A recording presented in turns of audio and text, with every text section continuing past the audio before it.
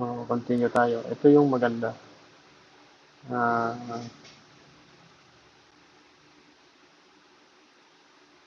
meron tayong downturn channel. Tapos, meron tayong range trade. Ito yung maganda. Range trade na. So, saan siya magbe-break? Will it break this one or break this one? Saan na yung pointing niya yung price? Diba? Nag-break na tayo sa downturn channel. So, it's another confluence na we're going to bullish. So, ito, sa daily, makita natin sa daily. Bago to. So, bago yan, punta mo tayo sa daily. Meron tong previous range. Nagkaroon ng failure noon. So, ito yun. So, meron tayong trading range dito.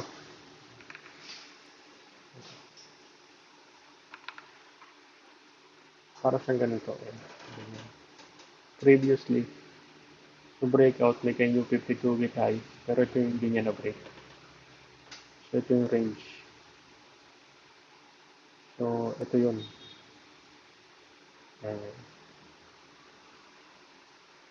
Okay.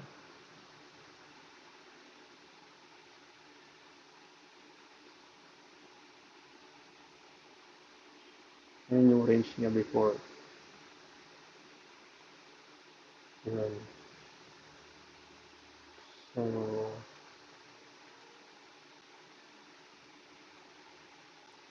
karoon ng liquidity, sweep, so fake out, tapos pinalik siya. Dito meron tayong demand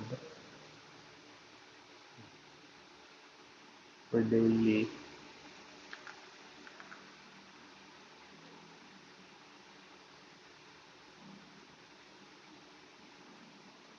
Meron tayong supply 7,000.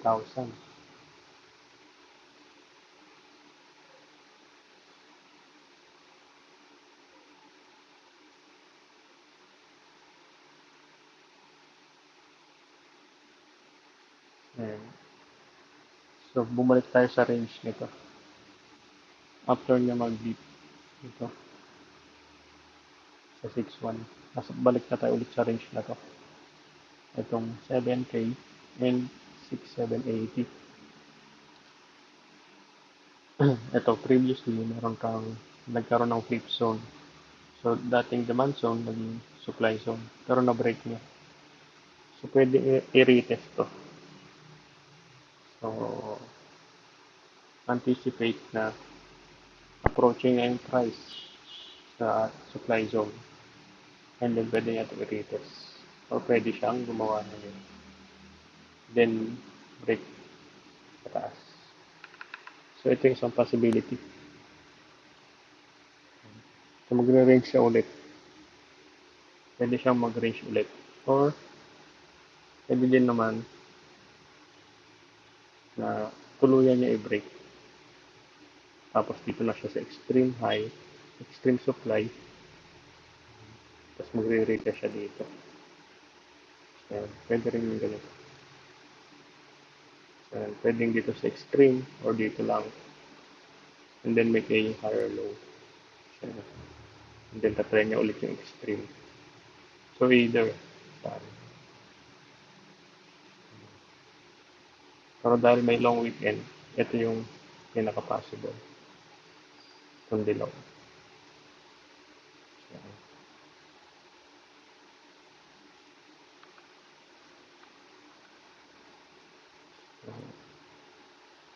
Opportunity to kung gusto mo mag-fully allocate. Pag mo po siya, tapos hanapan mo kung saan meron demand. So, may mag-build siya ng demand.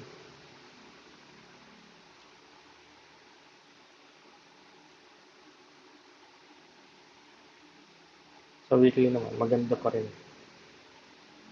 So, saan siya magka-close? Anong closing nitong weekly na to? And then the next week, ano yung closing niya? Sa weekly, sobrang ganda. So, sa daily, doon ka hahanap kung saan ka mag-fully allocate.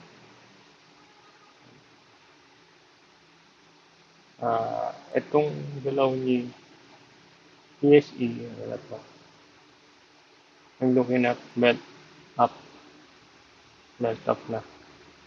Nasa melt up stage. So, yun, yung mga supply zone, yung seller zone, dahan-dahan niya na yan bubutasin. Melt up. So, yung lakas ng price today, saka previously, simula nung nagkaroon ng rate cut, kaya niya to i-challenge ng diretso. Diretso yun niya ba yan? Extreme supply. And then yuyuko. And then another price. Yun yung possible. Today, close tayo ng up ng 0.80%. Pero maganda yung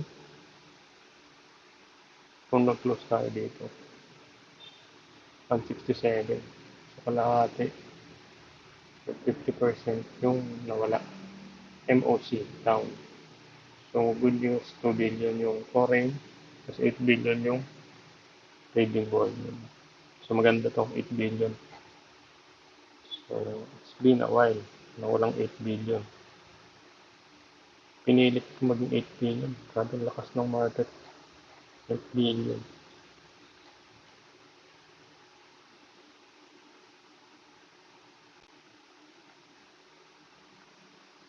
So tignan natin. Meron tong yuko. Hindi pwedeng walang yuko to. Pwede tong yumukong ganito. All dito. So doon yung allocation. Punta kaya ano. Sila na si Ali. Ali still strong. Ganda ng closing. May close pa siya sa green. So buyers are in control or the bulls are still in control. So nag-break na siya ng mga resistance niya. Ganda. SMPH. Correct. Nag-correct sa SMPH. So, pwede pa rin to bodegahan as long as hindi lumalagpas sa 31. So, looking at ASM and SMPH, wala pa, no? Pero yung PSE natin, makataw na. Hindi pa ganun kahataw yung mga ASM. Pero ito, makataw na. So, meron pang iaangat. AC, so, meron tayong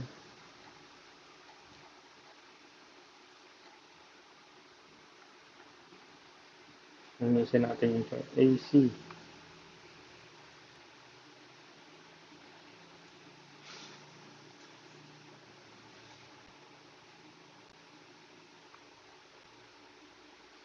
Nasa downtrend. May liquidity. Liquidity drop dito. So, nag-fail tong range na to. Nag-break sa baba. And then, we have a new range. Nandito na yung bagong range.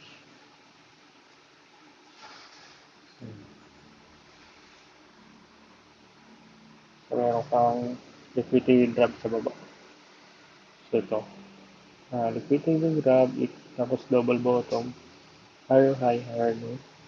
Higher high. So, we're missing a higher low. So, pwede nyo na i-break. So, yun. You wanna buy sa banda dito. 601. Yan. Pagbibigyan yan. Pangit yung ending today. Anyways, pwede siyang yumuko dito. And then, before breaking this page,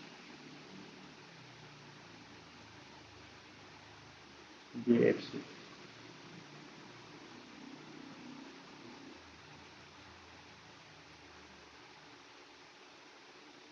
Meron siyang long-term stream.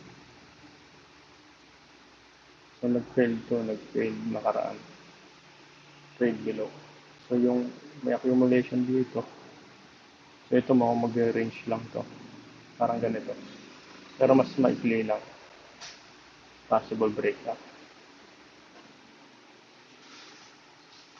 80. 80.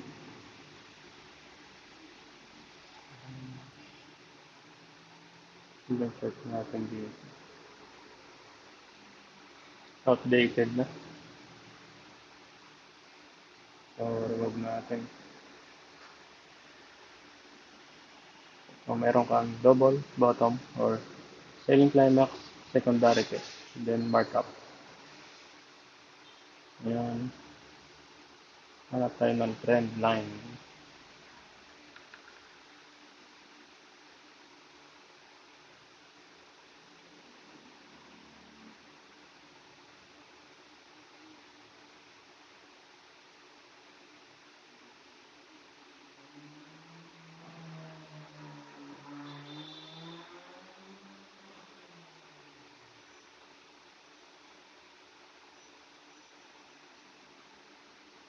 So, meron ditong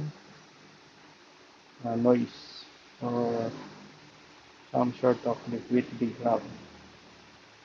So, meron ka uptrend channel,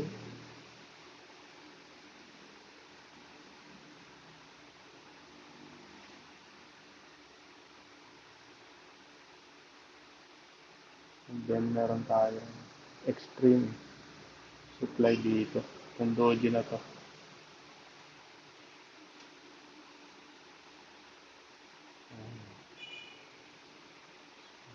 As long as below here. So, pwedeng mag-accumulate. Ito yung dating rally ni 80. Rally. So, mauulit ba yan? Mauulit ba yan? Recently, sa daily, meron tong downtrend na nag-break sa taas. Ito, ito, meron tayo. So, parang inulit ka lang yung nakaraan.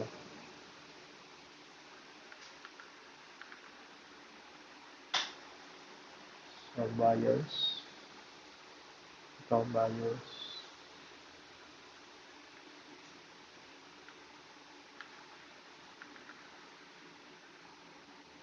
Ayan, may buyers yan. Ito, markup.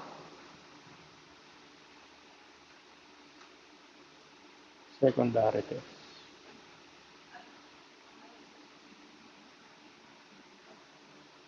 So, pumasok po. Pasok. Hindi siya nag-below dito. Oops. Bakit siya bumaba, no? Ngayon, meron siyang fair value gap. Meron siyang gap dito. Tama. Sa daily, meron tong gap. Ayun. Meron siyang gap up. So, punta natin yung feed. So, itong feed ko, naka-edit yan. So, meron siyang mitigate dito sa fair value gap na yan.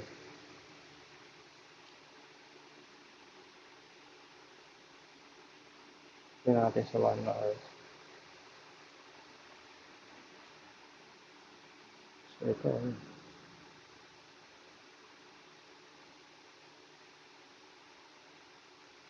1% pa. Mas pasok sa 5%. So, goods na yun. Yung zone of mitigation. 31.15, 31.67. Nag-mitigate tayo ng gap. So, we'll mark this as demand zone.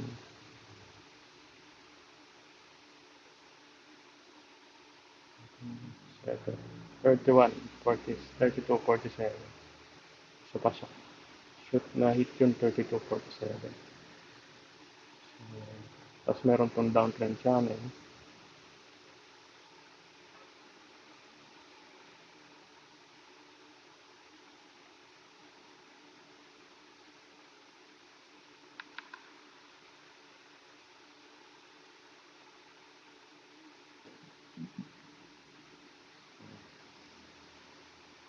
And then, channel.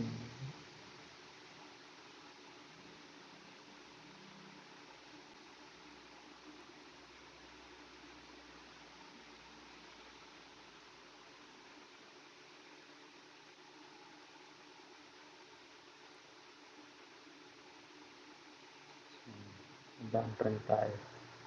Tapos nag-break siya sa taas. Meron kang daily gap din dito.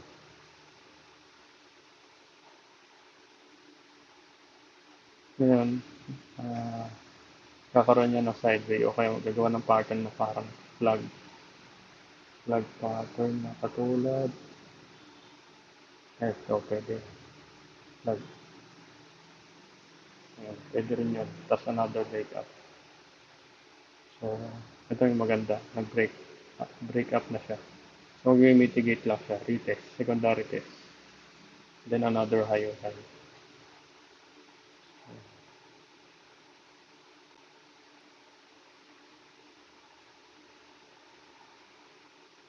Sobrang strong nung weekly. 6%. Ito yung extreme supply zone. So, yun. Buy below here. Accumulate as long as below 39.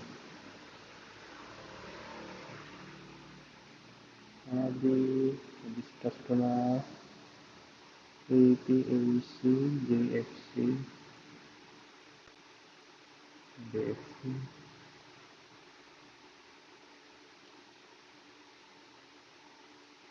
No, hindi.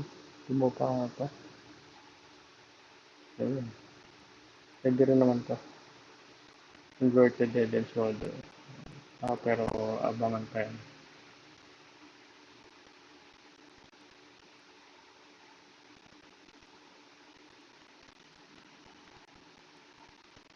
Films. ICT. Lakas pa rin yung ICT. Pero pwede yan bumalik dito. Secondary test. Tapos doon yung magandang pasukan. Okay. PLM. Grabe. Sagad na sa mga ano to ah. So ito yung favorite stock niya na dati. Or landslide. Meron isang guro na hinahype yan. Distribution pala. Puro barot basura yung mga nasa ano, top losers. Nasa blue chip talaga yung laman. And second liner. And highly speculative. So yun, Bitcoin. So strong siya today. Pero tingin ko dyan mag-range. So yun muna. Just a update because sana si PSE. So yung price niya uh, naglanaro habang umakyat. So lumiliit yung mga kandila. And nagmumukhang dovish. So nagmumukha yung price action nagkaroon ng divergence. Pero sa volume, increasing pa rin. Price is increasing, volume is increasing. Harmony. So pag tinignan natin yung volume, ganda. So yun. So hindi pa siya definite kung bababa na agad. Pwede pa rin yan magkaroon ng strength para i-break to. I-break to. Tapos dito magkakaroon ng test. Kasi kung babasahin mo na higher, this is a higher high versus this one, and higher low. You're looking at a new higher high as higher low. So yun. The very good thing is wala na tayo sa downtrend channel. Downtrend channel natin. And yung mahabang sideway market, yan, si 768 yung range yun.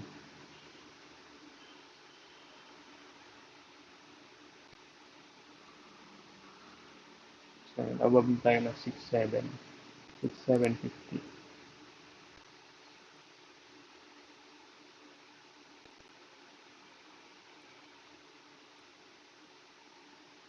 At yung mahabang trading range.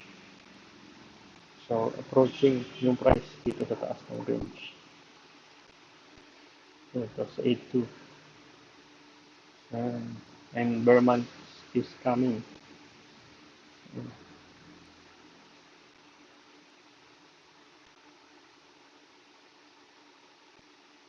Secondary, tertiary indicator. This is a monthly. So, monthly sa weekly, ganda. Positive na. Ito, mahalaga na ito. Nag-positive yung monthly. So, monthly, uy, approaching at the positive zone sa monthly. Monthly, ganda. Pivotal, and then confirmation of pivotal. Ito, ganda. Sign of strength. So, bumaksak siya, pero tinapos niya sa taas. Sa month of August, goods na yan kung magtapos tayo dito.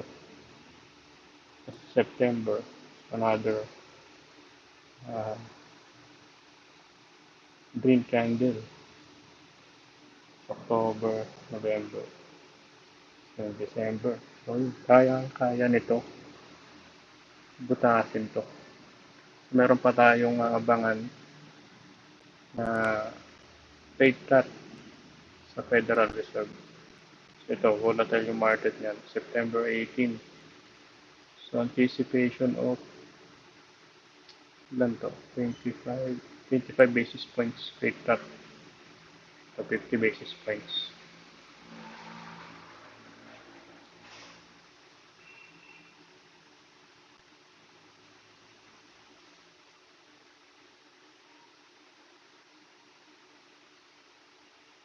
September 18.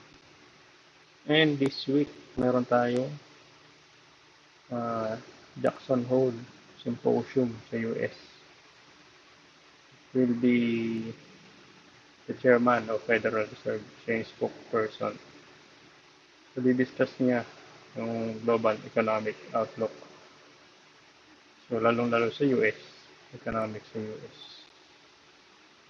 So, maramang magkakatopic yan sa soft landing, yung tinatawag na soft landing yung Jackson Hole. So, Jackson Hole,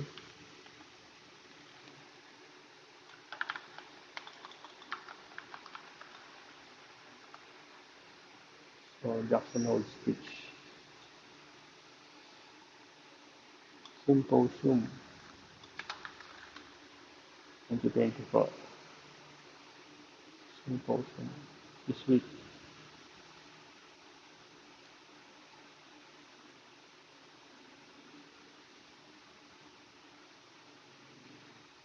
August 22 to 24. Ayan. 22 to 24. So, volatile yung market niyan. Until next week, lalo sa US. Papasok yung volatility. Aangat yung volatility. Monthly, we're looking good. So, quarterly, sideway lang. So, next quarter, pwedeng abangan. October, no?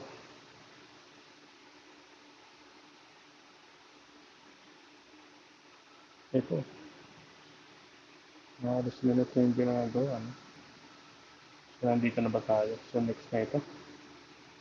Pwede.